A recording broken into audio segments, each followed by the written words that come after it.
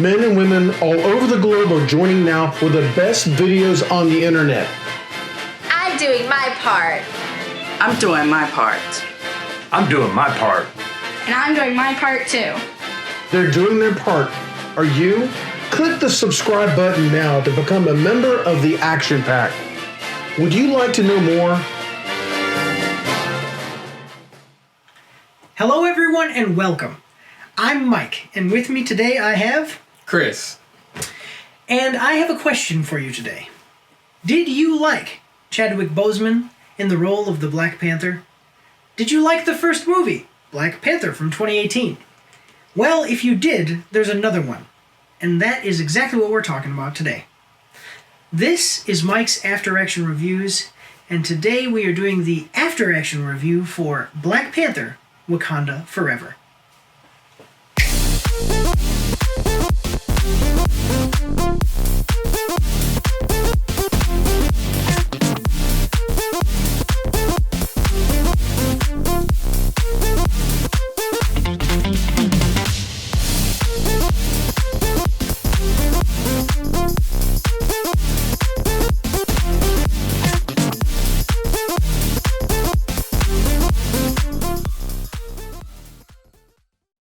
So, as always, guys, we are going to start with the production for the film.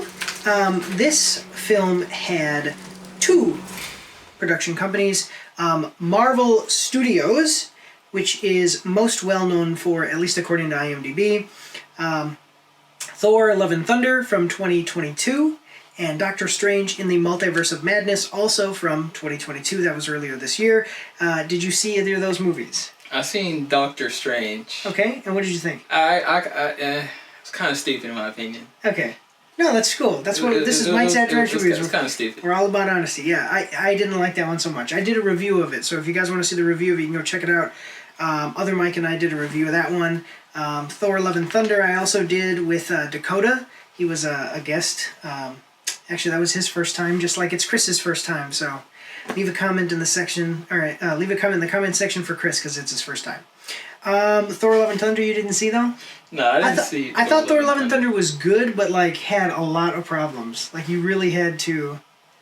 It's one of those movies like I could watch Thor Ragnarok from now until the end of time, but I don't need to see Thor: Love and Thunder again.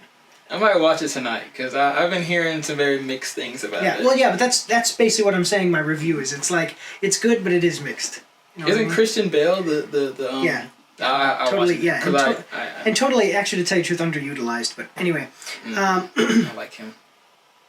Yeah, and then we have the Walt Disney Pictures, which is most well known for, again, according to IMDb, Strange World, which was from earlier this year in 2022, and then also most recently did Diary of a Wimpy Kid, Roderick Rules, which was just released a couple of days ago. I did not see Strange World, but I have heard some pretty crazy stuff about that in the media.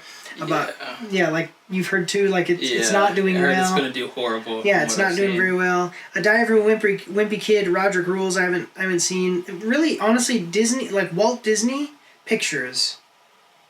I can't think of a thing that they've released lately that I've been like, oh yeah, like it's a Disney property. They own other companies, and those properties do well. Sometimes. Especially Marvel. Marvel's been going downhill. But I can't think of anything recently where I'm like, oh, a Disney property that was good. Yeah, I can't either. Like The Lion King? I haven't seen anything that's made me even want to watch, you know. Like, well, and now they've got The Little Mermaid coming out, and I'm like, wait, there's a reason that they haven't shown any of the fish. Yeah, we were in the movie theater with Black Panther, and you were like, it doesn't even look like she's underwater. And it really didn't. It looked like she was just... sitting somewhere. And then in Black Panther, which we'll get into and stuff, they go underwater, and you see it, and you're like, yeah, they're definitely underwater. It looks great. Yeah, and you know who owns both of those movies? I guess you can see which movie they cared about more. Exactly. It's because of Black Panther's like this tentpole cultural thing for black people. And they were like, we cannot allow the black people's movie to be low quality water effects. So anyway, so basically Marvel Studios, I've talked about this. I want to hear your thoughts about it. Marvel Studios has been going downhill. I really think that they are So I don't believe that people. Well, people say like, "Oh, it's superhero fatigue." I don't think it's superhero fatigue. I think it's bad writing fatigue. Like the writing for their movies has not been very good. The quality has been going down since Infinity War. Yeah. And even maybe a little bit before Infinity War.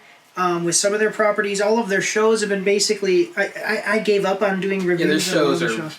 getting super bad. Yeah. Their shows are doing real like bad. She-Hulk was so bad I never finished it, and I'm supposed I to. didn't even try. I was supposed to do a review of it, but I've got other things to do. I might do it at some point. But then Walt Disney Pictures, like I said, I haven't had anything. So what are your?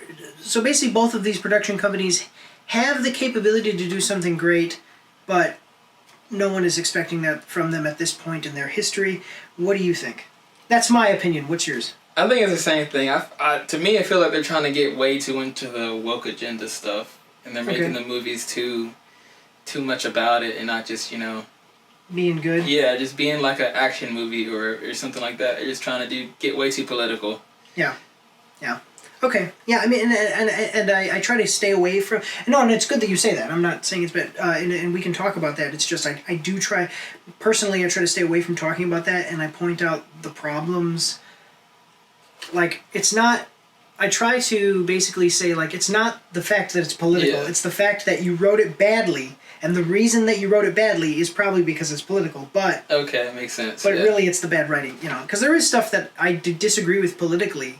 And that shows some stuff that I disagree with, but I'm like, but the writing was good, so I did like it. There is some stuff like that, yeah. I watched something recently that was really good. That was like that. And it was okay, so anyway, moving on. This was written by Ryan Coogler, who is most well known for Black Panther from 2018. He also wrote Creed 2 from 2018, and then we also have Joe Robert Cole, who is also most well known from Black Panther in 2018, and then also did All Day and a Night in 2020.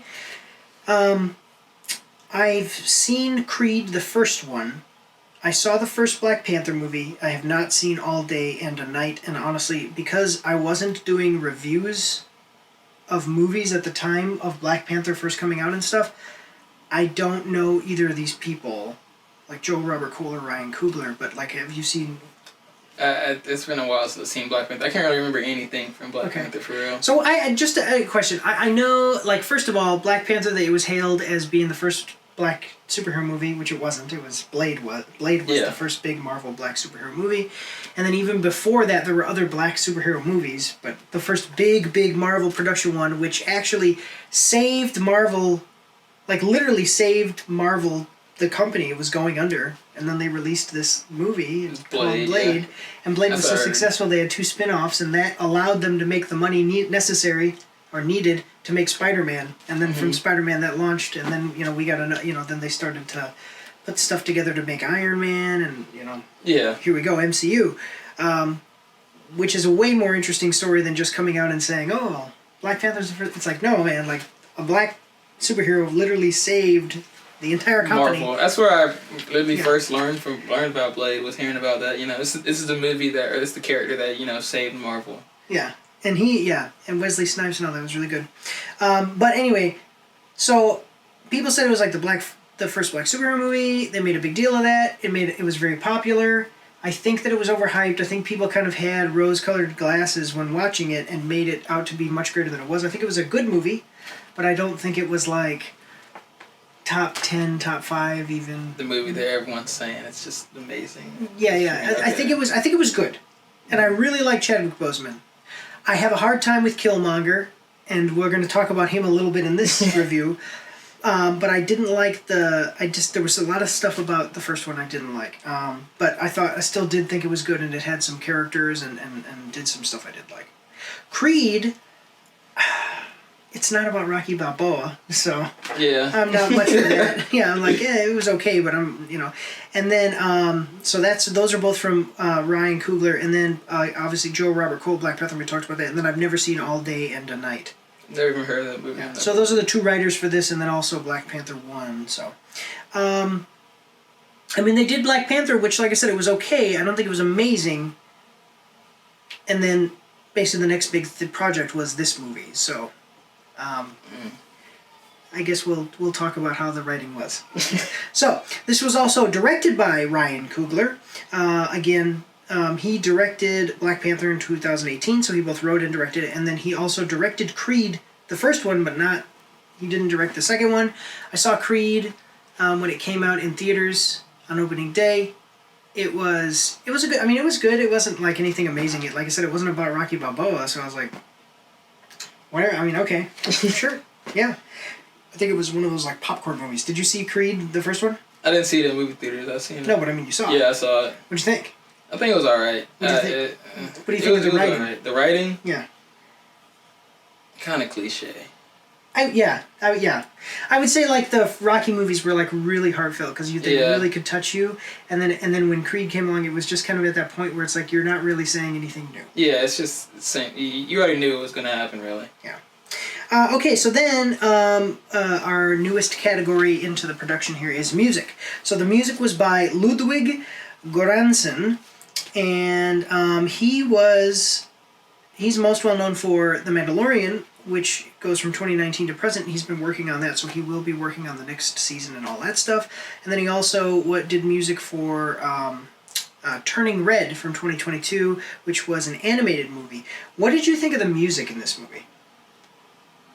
I think it fit a lot of the scenes well. Okay. I kind of like the movie, the music. So I'm going to tell you the truth. I added music into my categories for like what we're going to talk about and who did the music and stuff for what we're going to talk about because of Marvel, like Marvel and then certain other movies that are like Marvel movies, where it's like as you see the people coming, dum dum dum dum dum, and you're like, yeah, like you hear that song and you're like, oh, awesome, or you know, there's movies where you watch where the two guys maybe will start to face off and then they'll start to play like a rock song. Whoa, Black Betty, bam, and you're like, yes, I love this. I literally remember the music of this. I don't think that you're necessarily wrong, but I can tell you I don't remember any of the music from this. It didn't make me feel that, dog. I can tell you that. Yeah, it didn't make me feel like that. Yeah, it doesn't. I mean, which I would say is like the pinnacle of music. It's like when you hear that music, you immediately know. But at the same time, I'm just saying from this, I would say probably average music, like nothing special. Which is odd because this guy from The Mandalorian, he composed the music for The Mandalorian, and The Mandalorian is awesome music. I just didn't, I don't know. Fit this movie. he was like, I don't know, we'll just throw some stuff together. Yeah, probably. So anyway, okay, so then moving on, unless you have anything else to say about the production companies, basically I would say that we have some, like I said, big production companies that have done some things even recently and have the potential to do some great stuff. The writers are mostly not well known except for this property, Black Panther and Black Panther 2. And then also the director, he's the writer as well. And then the music, it's not that it was bad, it was like... It wasn't memorable. Yeah, it wasn't like amazing. Yeah. Which music is one of those things where if it's not great, I would consider it a miss. Like it's not that it's bad. It's one of those things, you know what I'm saying? Yeah, I know. It's like you didn't do bad. You did okay. But doing okay is a miss. Yeah. It's just not good enough. Yeah. Yeah. Anyway, because music is very important to me, and I think it's very important to a lot of, more important to people in watching movies and stuff than they realize. Because you start to feel that rise, especially when it's like a scene where something's happening and it's going to be cool, and you hear, like you don't even hear it, but they start the music really quiet and it gets louder and louder as the cool stuff happens, and then eventually you're like, wow, I didn't realize that music was even playing, but it really did get me going. Yeah, so anyway. Okay, so then moving into the plot. First of all, the runtime of the movie was 2 hours and 41 minutes. I'm going to start off, as I always do, by reading the IMDb plot summary for the movie, which is as follows. So there's two, I'm going to read them both. The people of Wakanda fight to protect their home from intervening world powers as they mourn the death of King T'Challa. So that's like a short one. Okay, and then the second one is, at the dawn of King T'Challa's death, invading forces from around the world target Wakanda's vibranium, unleashing chaos. And it will be the duty of Shuri, M'Baku, Nakia, and Okoye to defend the nation, especially when a mysterious Mexican civilization emerges from the depths of the sea. So, what did you think of IMDb's plot summary? Would you say that accurately represents the movie? Is that the second one you read? I mean, both of them. Both of them. I think it's all right. I mean, there's some. I mean, no spoilers. Yeah, no spoilers, but Okay. I'll just keep a spoiler free. I was gonna say. I will say, just looking at this, like even if I hadn't seen the movie and I didn't read this before I saw the movie, you could definitely see like, oh, there might be a problem here, and here's why. Because it makes sense to say, like, at the dawn... So King T'Challa dies. At the dawn of King T'Challa's death, invading forces from around the world want vibranium from Wakanda. That is a movie. Mm-hmm. And then all of a sudden, like, a right hook comes out of nowhere, and then also, Mexicans from the water came. Yeah, that is kind of... Yeah, I see what you so mean. You're like, wait a minute. Wait a minute, so is this looks... It feels like 1.5 movies. You know I really do think they could have made a movie off of just the second part. Yeah. With the Mexicans, so I think they could have made a movie. Okay, so I would basically, and I agree with you, this is basically really good as far as the summary goes. So my plot points, and we'll kind of get into anything that you have to say about it as well. This is his first time, so I'm kind of coaching him through this, guys. Yeah. Okay, so my plot points for this were T'Challa dies abruptly in the beginning, okay? Which, Chadwick Boseman died, and, that's it. They've already said they're not going to, like, CG bring him back to life or replace him as an actor for the part, at least for now. And you don't even see him. Apparently he's alive in the first scene, but like they're working in a lab on some stuff to try to figure out ways to like help him, and then he dies in that scene, and they come down and they're like, hey, he did die. It's like, you could have at least... I thought it was kind of weird. They could have at least had her come and see like a body with a sheet over it or something. Yeah, it's his sister. It was just kind of weird how you just never see them, but they were really emotional. I thought it would be... Well, sorry, go on. That's it, I was done. Yeah, I thought it would be something where like maybe he's in one of his ships and they're doing some kind of combat battle, or there's some battle going on, and then boom, it blows up and they're like... I think that would have been better. Yeah, I think it would have been better. One of the reasons is because they don't explain what killed him, and he is the Black Panther, so... They just say unknown illness the entire time. Yeah. It's never... But the Black Panther is magical. Like, the powers of the Black Panther actually comes from a god. I forget the name of the god, but the Panther god, who gives them this fruit that drink, and they get powers from it. And it's like, well, then you should be, like, immune to certain diseases. Yeah, I feel like it's kind of... Yeah, what could even very kill you? rushed. They didn't do that the best way. Okay, so then, basically, vibranium is being sought after by other countries. Not in Wakanda, though. It's Wakanda stopped selling vibranium, so other countries are saying, well, hey, let's try to see if we can find vibranium anywhere else, and they do. But the ship they find it in the ocean, but the ship that they're trying to find it on is attacked. And that starts the whole process. Everybody thinks that Wakanda attacked the ship, and movie. Okay, so and that's where Namor and everything comes in. I mean, none of this is spoilers. It's in the trailer. So there is a problem in the movie. The star-shaped herb that was super important to the country of Wakanda and its success as a nation was allowed to be destroyed by Killmonger by the Royal Council in the last movie. Stupid is, stupid does, Mrs. Blue. So now they do not have. There's no way of making. Yeah, there's no way of making. More Black Panthers, so that sucks. Yeah. So, what did you think of just the story? Like if I just told you the story of Black Panther, would you say, oh, that sounds good? That sounds like it could be good? That sounds like it's bad? Like, what do you think? I think I like the story. Yeah, I will tell... No, and I do. I will tell you, I think that they had great potential here to do something really cool, because they're bringing out some characters like Namor, is actually really a cool character. I love that character. I really do love that character. Did you read him in the comic books, or just from the movie? Just from the movie, I love the character. Yeah, I didn't read the comic his books. powers were really cool. He has some cool stuff going on. I will say that we'll get into it with characters and acting. I think that they could have had more time. They should have redistributed time. I've been seeing that in a lot of movies where it's like you could have cut this back and then it had more time for the character. Yeah. So basically, I think that there was a big problem with momentum resets in the movie. So you get this rising action, and then oftentimes it'll be like, okay, stop, like that. We're done with that now. Now we're going to start on this other conflict that we're going to rise up to. And it does it like 2 or 3 times in the movie, and it makes the movie really slow. kind of slower pacing. And for 2 hours and 41 minutes, you could have cut that down. You know, you could have been cut down a lot. Yeah. You probably could have done this movie in 2 hour and 10, 2 hour and 15, maybe 2 hour and 20 minutes, and actually benefited from that. And just shuffled some things around. It comes down to the writing. Like, I'm not talking about cutting certain scenes. I'm talking about rewriting this movie in a little bit of a different way, to where instead of it being like, well, we'll get to the big one that we both laughed at in the movie theater. Yeah. But where it's like, oh, it's happening. This is it. We're going into the climax of the movie, and then it's like, nope, we still got like more stuff we got to explore before we get there. Yeah. So yeah, slow pacing. I thought this was a nice idea. Again, well, we kind of already said this. Nice idea, not the best writing.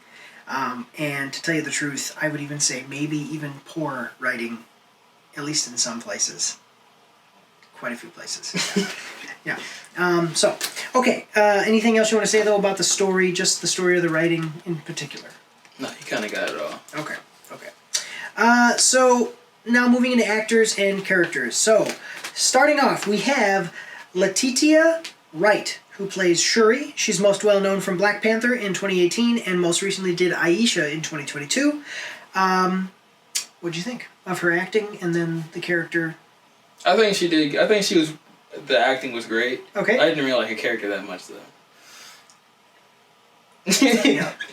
Okay, so I put basically, as far as her character, she was distraught about her brother's death. She kind of gets buried into her work, and then a lot of these things start happening and these conflicts, and that she gets pulled into it because of her position as the now princess.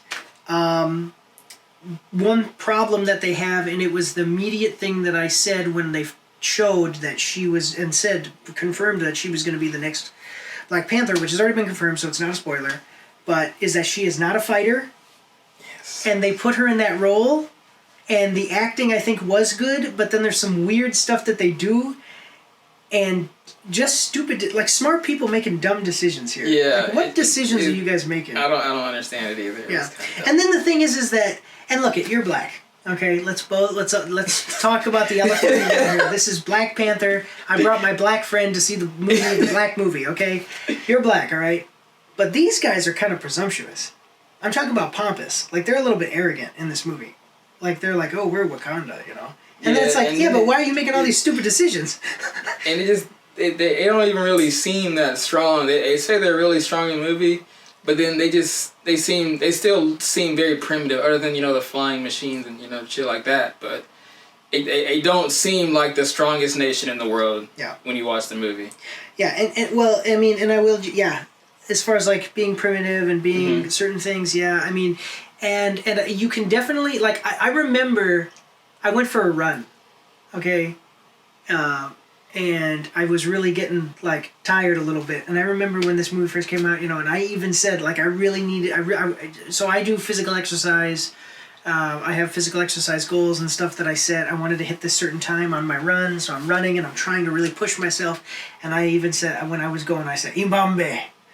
Ibambe. You know, just, like, messing around with myself a little bit, you know, to get myself going. And, I mean, you felt in the first movies and in Endgame and Infinity War, I mean, you felt the power. Yeah. When Chadwick Boseman walked out and he said, all you will find is blood and sand here. And, like, you're like, this is cool. Like, okay. I don't think that Wakanda, just by having vibranium, is the best, would necessarily be the strongest nation in the world. I mean, you know, I understand why they would say that about themselves. But you could really feel the power. Yeah. And here you just did not have that power. So. Kind of made him look weak, to be honest. Yeah, like with how easily certain things happened. Certain things happened. Yeah. Okay, so then we have Lupita. Oh, did you have anything else you want to say about the princess? No. Okay. That's about it. Okay. Oh, one thing I do want to say, actually, just kind of to talk about this a little bit more. So we say not a fighter. She becomes a Black Panther later in the movie. You can really see that Chadwick Boseman character, T'Challa was a warrior. Yeah, you can really tell. And there's other characters that you're like, so I'll tell you right out. I thought M'Baku should have been the next Black Panther. Mm-hmm. And I'm like, there were scenes where you see her doing stuff as the Black Panther, and I'm like, if M'Baku was the Black Panther, this would have been over by now. Yeah. Yeah. Same with. So yeah. Anyway, a few other people that could have been the Black Panther. Yeah, like really, yeah. Anyway, okay, so then we have Lupita Nyong'o, who plays Nakia. This is T'Challa's love interest from the first movie. She's most well known for 12 Years a Slave in 2013, and then The 355 in 2022, which is earlier this year. She comes in, she plays... It's like she has a large effect on the movie, but actually plays a pretty small role. Yeah. And I actually, to tell you the truth, I feel like that's a lot of the characters other than Shuri. Like, other than the princess and maybe the queen. Now that, because it's like Shuri and then Ramunda, her mother.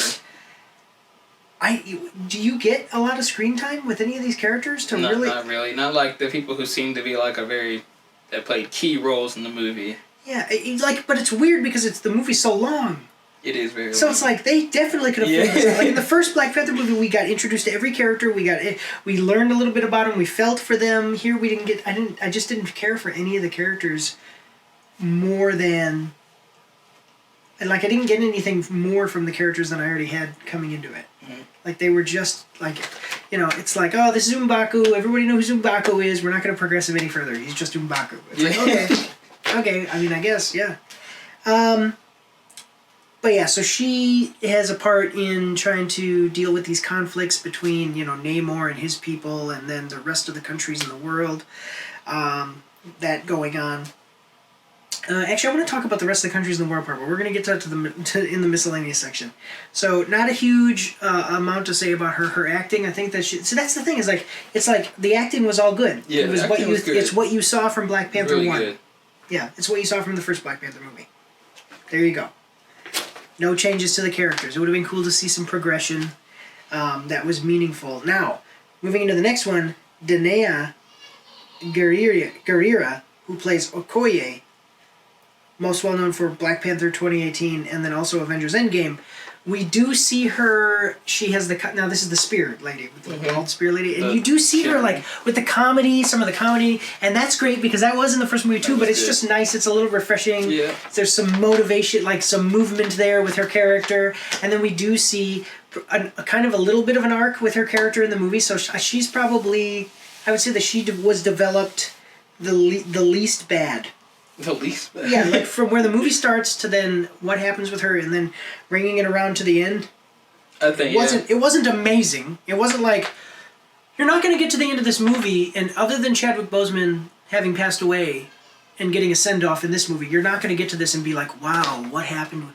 Like, "Oh, that was an amazing journey of what happened with these characters." Except for, like I said, there was a little bit of progression with Okoye. So, Okoye.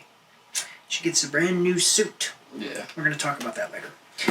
Okay, then we have Winston Duke, who plays M'Baku, most well known from Black Panther. Also did Spencer Confidential most recently in 2020, excuse me. And again, this guy is the guy that I thought should be the next Black Panther. He does really good. He learns some things about himself. We're going to talk about that in miscellaneous. Don't say, you know what I'm going to say. Yeah. But he learns some things, and he does get. Like a little tiny hair's width of a hair's width of progression from where he started in the other one. Just obvious. Yeah. But again, the acting was really good. Then moving in, so we have Angela. So again, we're not saying a whole lot about these characters because you already know. If you've seen Black Panther 1, they don't really change anything. These right now we're just going through the characters who are really involved. M'Baku, Okoye, she's protecting the princess now. She's the royal guard. Nakia helps with the conflict. M'Baku, he's kind of an advisor. I guess he made a promise to T'Challa that he would advise his sister when he died and protect her, and so he's kind of playing that role. And he's a warrior, and that's like the whole thing. Okay, so then moving on to Angela Bassett. Ramonda, who is Shuri and T'Challa's mother, most well known from Strange Days in 1995, and Wendell and Wild. It was her most recent movie, other than this, in 2022. I think that she did good.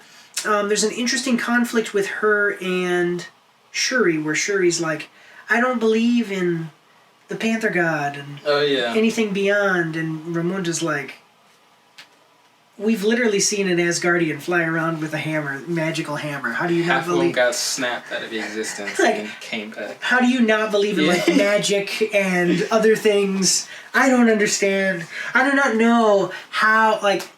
I think they were trying to go with that typical rebellious daughter type thing. Yeah, but that was still weird. Like somebody Yeah. at some point should have said like, we've literally had a movie that is about all of the gods. Yeah. Like we know that the gods are real and do in fact exist in this universe. Yeah. Like it would have been cool if M'Baku would have been like, don't you remember Thor?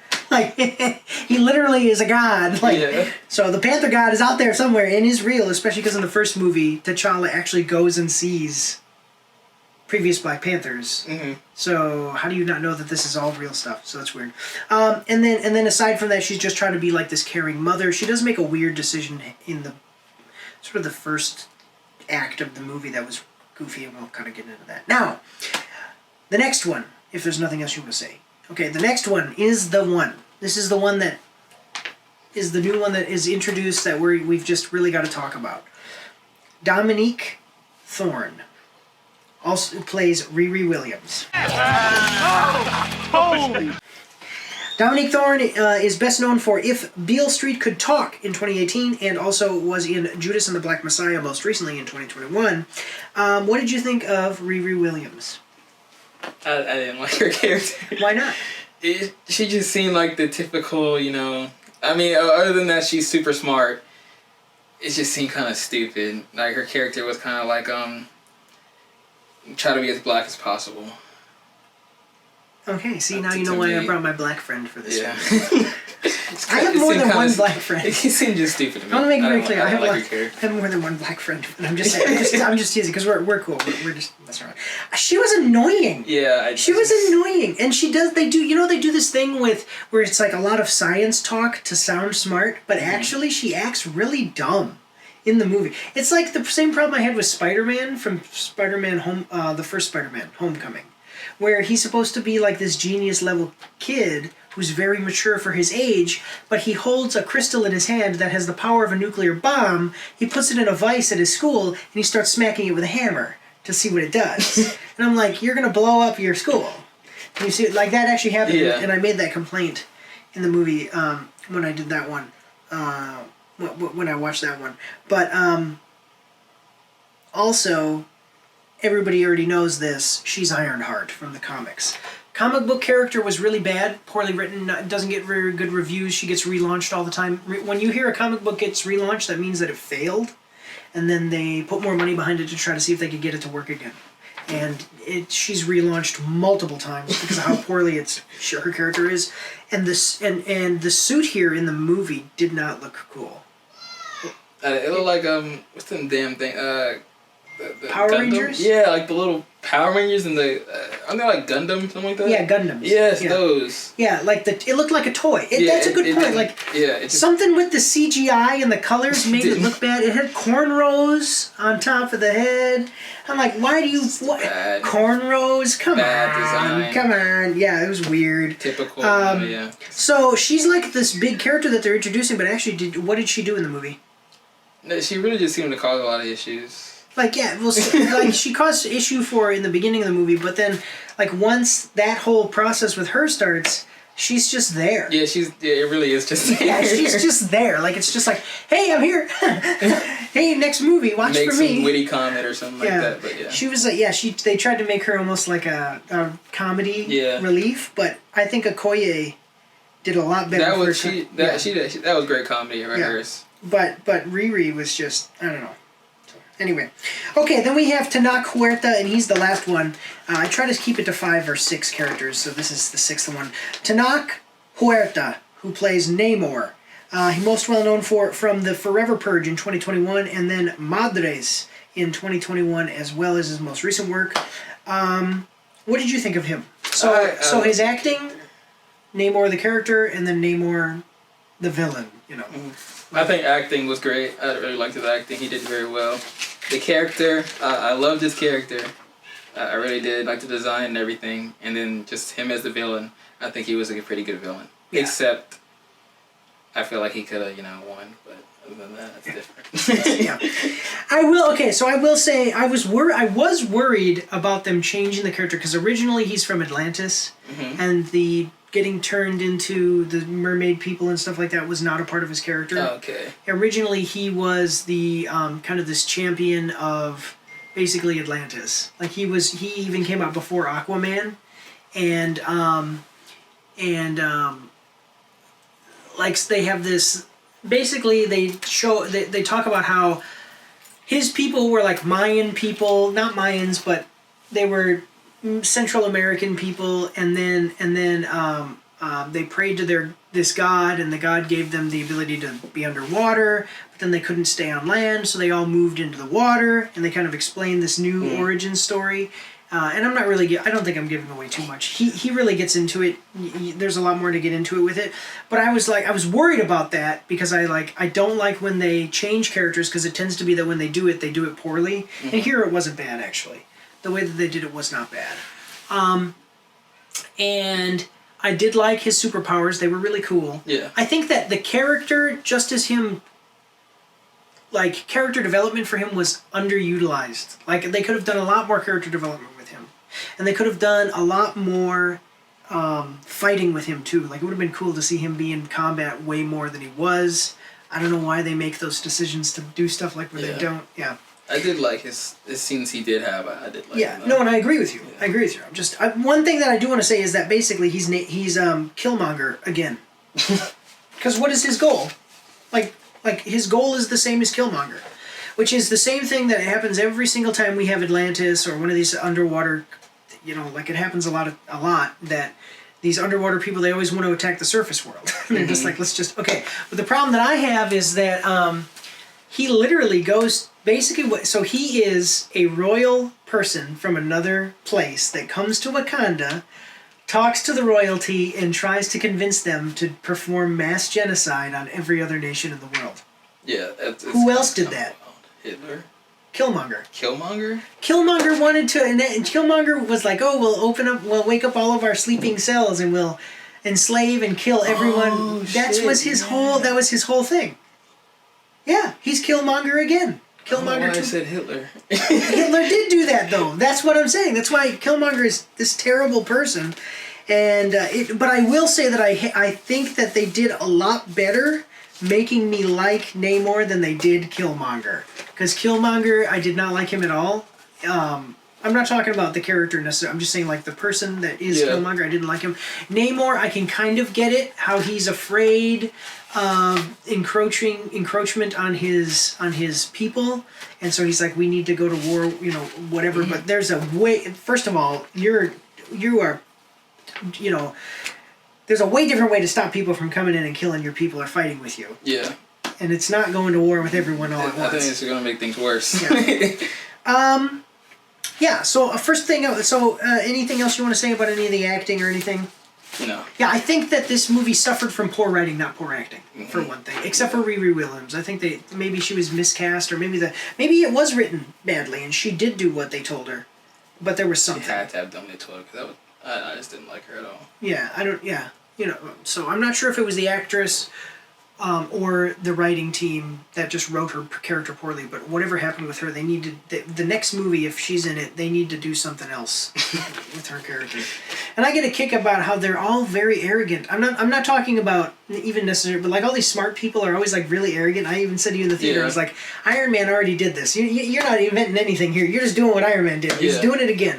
Like we don't need. How are we going to design this thing for Riri to be in to be Ironheart?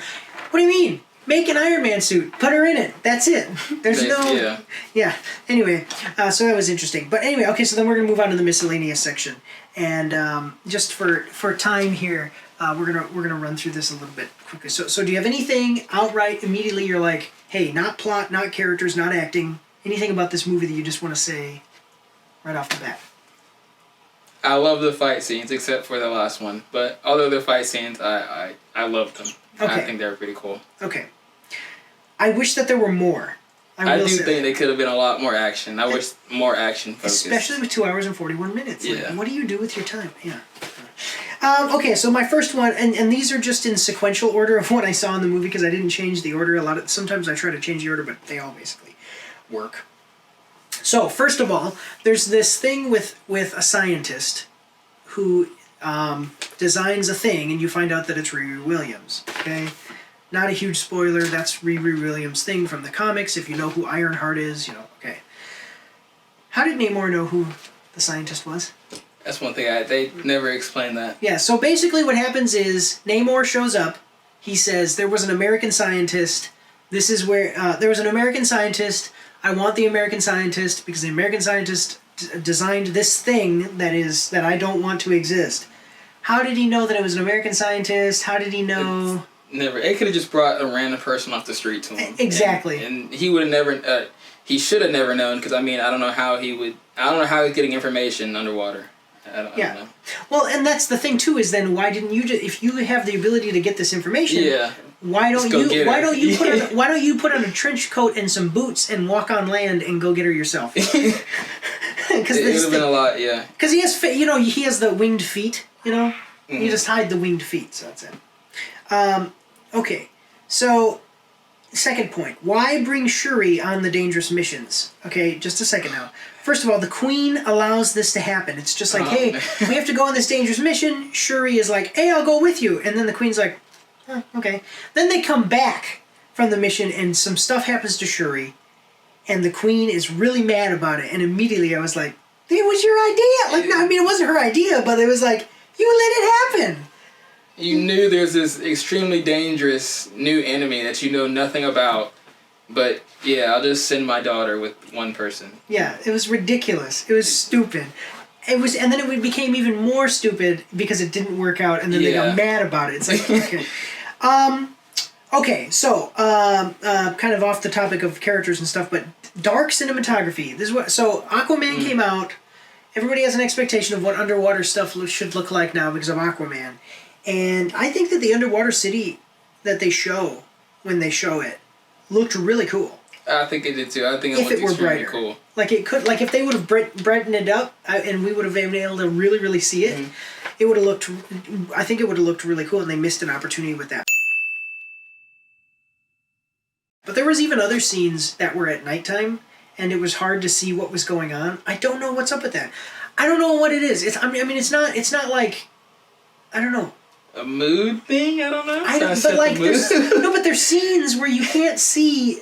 It's like when it's just dark enough that you can't tell who a person is in the dark. Yeah. It was like that. Okay. It's like it's just dark enough. If it was just like one lumen higher, I could see who it is and see what I want to see.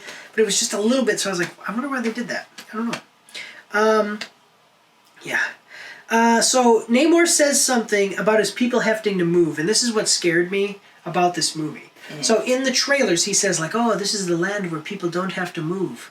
And I'm like, okay, so that really seems like his character motivation. I'm like, are you going to tell me that Namor's people are like nomadic or something? And then they talk about the city. There's the city underwater. And so what were they talking about? That his people had to move. I thought he said hide. No, he said move. Be themselves, or I don't know. But the only reason I specifically remember is because like it worried me about the character. But that wasn't a thing in the movie, so why did he say that? They don't go into depth into a lot of things that I feel like should have been. They probably had to, there probably was scenes that were cut out. This probably was like 3.5 hours, and they were. It probably was. Yeah, another Infinity War. Yeah, but I'm like, so they never explained it, and I'm not interested in knowing about it. But it's just that they put it in the movie, so why? They should have just cut that. They should have just cut it and had him say like, "Oh, this is a wonderful place where." I don't know. Just it's a nice place. Yeah. Just whatever, you know. Because I think now people want to know more about that. Yeah, like I kind of do. And they talk about how old he is, like. Yeah, especially like. And how old the nation is that he is from, and it started like this whole thing happened during the colonial, like just before like a colonial American colonial times. Things were happening in Central America. That's over 100 years ago. Your people didn't move that often if you've been there for like longer than America has been around has this country existed underwater. You don't move that often. Like, okay. Anyway, yeah. The CIA are in this movie. So Everett Ross, I'm going to put a picture of him up here. He's in this movie. Now that is Bilbo Baggins from the Hobbit movies. I did not know that. Yeah, he's Bilbo Baggins from the Hobbit movies. he's in it. It's the white guy. Yeah. Why is he even in it? I guess because he was I heard that he was a big part of the last movie. And he is. So I guess they felt like they had to put him in there. Well, I think that the first scene, so there's a scene where they come to him for some information, and then after that he shouldn't have been in this movie. Yeah, I think that was... Because he did nothing else. For the rest of the movie, he didn't do anything else. Which is weird. And then they introduced a character from one of the shows. Or they brought in a character from one of the shows. It was from Captain America and the Winter Soldier. No, no spoiler, but they brought in a character from there, and I was like, oh, so we're gonna get some of that stuff here as cameos. And then they didn't do anything with it. So I was like, why are these scenes happening? This movie is 2 hours and 41 minutes long. It's time to cut some stuff down, man. Yeah. So there's that. Notice that all of these miscellaneous points are bad. Like there was nothing that immediately was like, oh, this is awesome. Mm-hmm. It's just boilerplate Marvel stuff. They have these water bombs. What do you have to say about the water bombs? I think they're very stupid. They show do a lot of damage, but I just don't understand how. So they throw like basically a water balloon. Yeah. And there's no like technology to this. Yeah. So it's just a water balloon. I'm really confused on how that's like. It has to be magic, right? It seems to be like something that just was tearing apart the Wakandans, and I'm just like, what the fuck? They use vibranium. What is in this water? Yeah, like, this water is insane, but... They even break through, like, blast windows. Like, they throw some water. They destroy a ship with this water. Yeah, it's crazy. A bomb. It's like it looks like a water balloon wrapped in a net. Yeah. And then it explodes, but I'm like, what could that be? It's gotta be magic. That has to be magic. But they don't have magic powers other than that. That's what I'm saying. Like, yeah. Okay. Anyway, so the water bomb thing I thought was weird. I'm almost finished. So we talked about vibranium.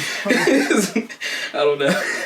We talked about there being resets of the momentum. One of the big resets is that as we're heading towards the climax, there's a big battle, and the Wakandans are really on their back foot. They're really getting pushed. I wouldn't even say they're on their back foot. They're laying on the ground. They're getting destroyed. It's crazy because apparently it's their capital city or whatever, and it seemed insanely easy just to get in there and destroy it. Like, so in the animated movie, there was called Avengers. I forget what it was called. Avengers. There was one, and I think it was called Avengers Assemble, and then the second one was like Avengers Wakanda something, and Wakanda's in it. And in that animated movie, they show Wakanda, and Wakanda goes to war. And, like, they have all these panthers along the wall, panther heads, and when the enemies come, those panther heads come up, and there's, like, so the whole city looks basically pretty primitive. And when the panther heads rise up, they push, he's like, activate the defenses. He pushes the button, these things come up with, like, super advanced technology, turrets come out, and they're just lasering people, and I'm like, where are the lasers? Like, where's all, There's, like, no defenses in that city where's the shield wall? What happened to the shield wall from the last movie? How do you get past the shield wall that can penetrate? Yeah, that's what I was thinking. I don't know how. It never explained how he got into the city or anything. They do say in in Infinity War. No, I'm saying Infinity War. Don't they explain that shield wall goes underground too? It would have to. I don't know why. Like it's a sphere. Yeah. It's not like a bubble. It's a sphere that totally encompasses the city. So how did they get in? They never explain it. Yeah, it's like they forgot about that. But anyway, so they're totally on their back foot. He's about to deliver the final blow, and then he goes, "I will return in a week. Give me what I want or die." And I went like, why? To me, it seems like I guess he wants to be like, I don't know, maybe he wants to use Wakanda as, so they're not really focused on him while he's doing his whole destroying the whole world type thing. I'm going to tell you, that's not needed though. He didn't need to do that. From what he says, he shouldn't, because from what he said in the movie, he says that he has more. That's what I'm saying. Than grass. Then they have blades of grass in Wakanda. So I was like, you could literally just do it then. Yeah, just do it then. What's your problem? Okay, M'Baku. We talked about M'Baku. You want to tell the audience what it is?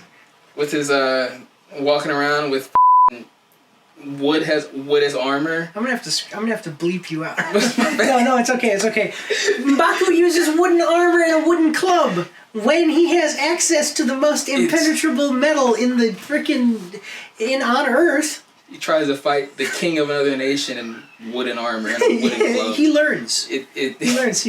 Well, no spoilers, but he learns why you don't use wooden tools going to war against advanced nations that use vibranium weapons. That's for sure. And then later, and then we were laughing about it in the theater. And then like the next scene where you see him battled up, you're like, vibranium armor. He's like, I have learned my lesson. Yeah. Okay, so there's a scene in here. Another thing is that there's a scene in here where they do these flashback, and they show Killmonger. And I don't know what the obsession is with people and trying to make Killmonger out to be some kind of tragically good guy. Killmonger was a Nazi. Killmonger wanted to genocide everyone on Earth who wasn't black or Wakandan. He said it. He said it. And I'm like, look, man, I get being upset about people treating you poorly. I do. Okay. But, like, you treat me poorly, that don't mean that everybody, like, now all black people are bad. I don't believe that. Or all people who are, I don't know, maybe you're part of some club. All people from that club are bad now. We gotta kill them all. It's like, what? Yeah. Like, you're talking about killing men, women, every man, woman, and children, or killing or enslaving every man, woman, and children on Earth. And he thought he could do it, and for the intent of the movie, he could have done it, let's just say. Why is this guy... We keep doing flashbacks where it's like, here, let's get some worldly wisdom from Killmonger, the genocidal maniac. Yeah, I don't think that scene was even needed. I don't really know what it did anyway. Yeah. I didn't... It seemed kind of stupid. Yeah, well, I'll tell you why they did that is because they couldn't have had a flashback to T'Challa because they said, we will not CGI. Yeah, that's probably what messed them up, not being able to do T'Challa, because I think it would have made a lot more sense. They said that I do not know why they committed to that so hard, because they could have even had it where you don't see T'Challa. Yeah. They could have had it where you see a person, like you see that it is him, but you don't Black Panther, like you don't see his face, like he's in darkness, and then he speaks, and they use some kind of computer program, and so it doesn't look bad. The CGI wouldn't look bad, and he'd be like, whatever. I don't know what he would say, but just says something, and then. Yeah. Because there's no reason to call back to Killmonger in this. There's no reason. It never the thing that happens with in the flashback with Killmonger does not have any effect. Doesn't add anything to or add anything. So I'm like, what are you doing? Okay. There's a scene where they're basically like this whole conflict with Namor is happening, and they're like, hey, should we even be fighting this guy? Like, it's after he says we're going to come back in a week. Yeah. And then they're like, should we fight Namor or not? He's coming back in a week. You don't have an option. Yeah. I was like, I literally wrote, what the hell question is that? What the heck? Hey, that guy who came here yesterday and beat you within an inch of his life, he's going to come back 3 days from now. And fight you. Should you fight him or not? You have to. Like, what do you mean? Okay, yeah. I mean, unless they were honestly considering, like, let's go perform genocide on the whole world. They almost did it in the first movie, so I guess maybe they legitimately were. Maybe these are people. See, and they keep saying, like, we're Wakanda and we're the good guys, even though we have vibranium, we're still the good guys. And it's like, you have almost genocided the world. Okay, anyway. Yeah, so I thought that was weird. Some weird writing. Here's one thing. Not a lot of combat. And what we do get, as far as like you were talking about the final fight, by the way, if you hear that noise, that's my daughter, and I'm not going to edit it out because this is non-scripted, okay? So what we do get, I didn't think was great, because like with the final fight, I'm talking about with Namor. I know that they do have some cool combat with Okoye and all that, but I'm talking about with Namor. I was like, you don't get to see him do anything. I did like how he kind of destroyed the entire Wakandan fleet by itself. That was kind of cool in my opinion. But I feel like they could have made a lot more fight scenes with him because his style of fighting is really cool. Yeah, and especially with his ability to like fly. Yeah. Like he doesn't exactly fly in a normal flight path. It looks cool because he's like walking on air. Like skating. Yeah. So yeah. I think that they should have had more combat, especially because it literally is a movie about a war between two nations. Like, that's what everybody gets from the promotional material, and we don't get the war. Now, about the fighting, let's talk about this. Marvel is doing this weird thing, and I don't like it. They did it in Captain America Winter Soldier. Falcon and the Winter Soldier. Where everybody like people who are super strong, it means nothing. Like you see Falcon holds Captain America's shield and throws it, and then he bounces it and then catches it. Only Captain America knows how to do that, and he can do that because his mind is enhanced and he knows how to throw the shield just perfectly to make it bounce, and that's how he bounces it. The shield is so heavy you wouldn't have been able to throw it. Isn't it like pure vibranium shield? Yeah, it'd be over 100 pounds. Like it's so heavy. So it made him, the fact that Captain America was a super soldier, completely pointless. So there's no point in being a super soldier anymore because people who aren't super soldiers can do everything you can do, apparently. In fact, in the beginning of that show, when they introduced the new Captain America, I was like, oh, it's another super soldier. They never explained that explicitly that he's not a super soldier, and so I was like, he must be because he's doing things only Captain America can do. Yeah. And then later they're like, oh, I wish I was a super soldier. Like, wait, you're not a super soldier? Why do you need to be?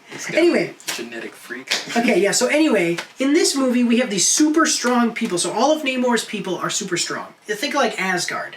They're not as strong as Asgardians, but like everyone in Asgard is super strong and immortal. Okay, and they're to some extent super strong.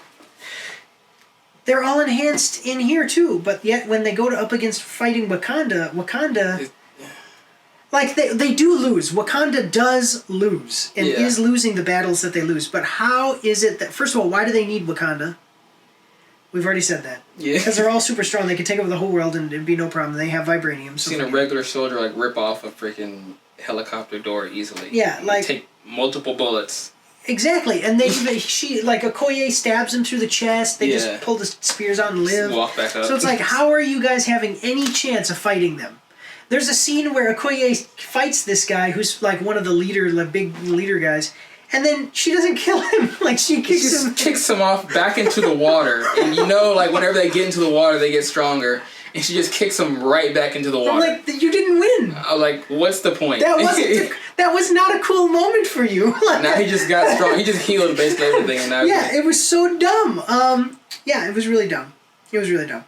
I thought that was stupid. I'm getting sick and tired of like, look, if the guy is super strong, he should not be... That's one thing I liked about Black Adam, is that... So, did you see Black Adam? Yes. Okay, so in Black Adam, you see Hawkman fight Black Adam, and while Hawkman is super strong, it is very clear that he's not as strong as Black Adam. He's not on his level. In this movie, you can't... You don't know that. You don't know that. Because Okoye fights these people, hand to hand.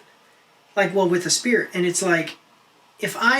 my point is that if I was super strong and I picked up a steel sword, and you're super strong and you picked up a steel sword, and and then I swung my sword, I could break your arm. Like if I'm super strong and you're like a normal guy, I could break regular human. You'd go like this and I'd break your arm because the power of me. So I thought that was dumb, and I'm getting sick and tired of it. One last note it's actually kind of not a bad thing, but I thought it was kind of funny. Is they have a suit that they make in this for for Okoye and for the rest of the people, and they mention it right away in the movie. They don't.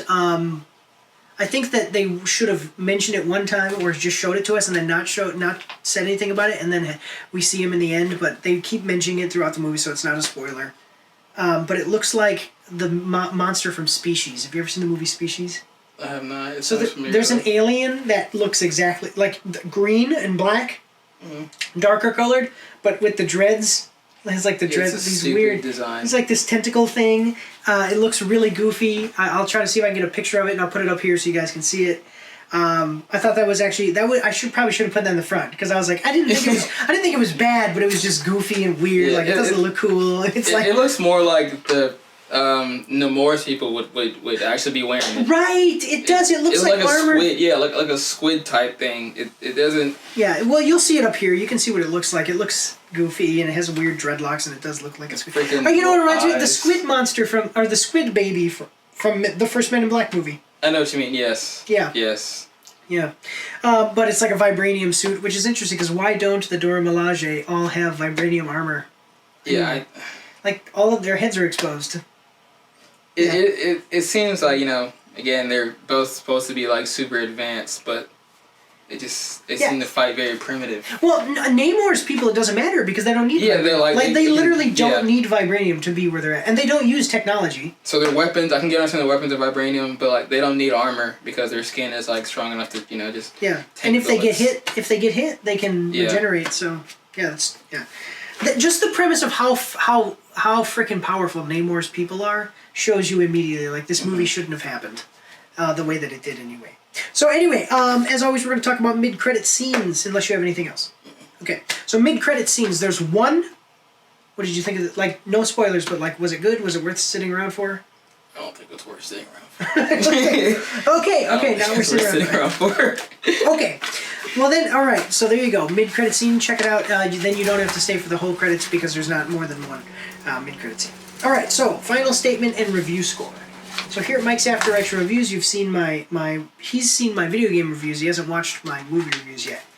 Bad, below average, average, above average, and excellent. We don't use numbers. We don't use any of that. Okay. It's bad, below average, average, above average, and excellent. Okay. Tell us just your final encapsulating thoughts of the movie. No spoilers. Encapsulating thoughts of the movie, and give us a review score. I thought it was a decent movie. I thought I could have done a lot better. Some scenes seemed to be useless. Didn't add anything to the movie, but overall, I enjoyed it. So I would give it an average. I think it's an average movie. Okay. So I'm going to tell you what. I really I was in the theater. I made it maybe halfway through this movie. And I was like, okay, average. And then I just realized, there was a point, remember when I leaned over and I said, this movie is slow. Yeah, I remember that. That was where I was like, I'm sorry. But I have to give it a one thumb down. It's not bad. But I would say it's below average. I would say that it's maybe even a mid to high, like, I would say it's below average. Here's why. It's really slow. They wasted a lot of time. Nothing happens with any of the characters. I didn't care about anything that happened with any of the characters in this movie at all. Okay? I didn't. I was disappointed in Namor. I was disappointed in what happened with him. I really liked the character, That's probably the only character I actually cared about. Yeah, was like Namor. M'Baku. Yeah. I actually liked M'Baku. I think he didn't really have like a big arc, but you can see where he's a little bit different than he was in the past. He's like an ally now instead of being like this enemy. Yeah. So for me, I have to say this is a below average thing. I'm probably never gonna watch this again. I mean, I'm not saying that I would like hard recommend. Oh, definitely don't go see it. But it's like it's really long, and if you don't have to watch it, I would say you don't. Like, if you really, really, I don't know, it would probably be more interesting for me to just tell you what happens in a spoiler way. Like, if we just sat down and I said this is what it was. This is what, like, so if Namor was going to be in another movie or the Black Panther stuff moves forward into another movie, I would just tell you, like, this is what happened. Don't go watch this 2.5 hour movie. So, yeah, it's going to be below average for me. So, unless you have anything else to say, that's all we've got today, guys. That's about it. Yeah, so we do want to thank you all for watching. Make sure to like, share, comment, subscribe, all of that good stuff. Maybe we'll have Chris back for another one. Avatar Way of the Water, I don't know, that's coming out. We'll see what happens. I don't know. Thinking about it. We'll see you next time. Again, I want to thank you all for watching and just say God bless you all and have a good night.